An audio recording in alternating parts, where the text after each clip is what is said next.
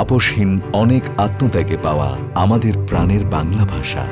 তাই এই ভাষার সঠিক উচ্চারণের পাশাপাশি বানানগুলো শুদ্ধভাবে লেখার বিষয়েও আমাদের সতর্ক থাকা চাই।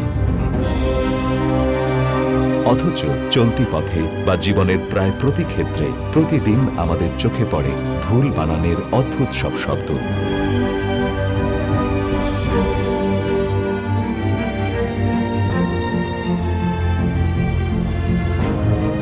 বাংলা বানানের শুদ্ধতার বিষয়টিতে বাঙালির নজর ফেরাতেই এবার আকিজ প্লাস্টিক্সের নতুন সংগ্রাম, বাংলা বানান অভিযান।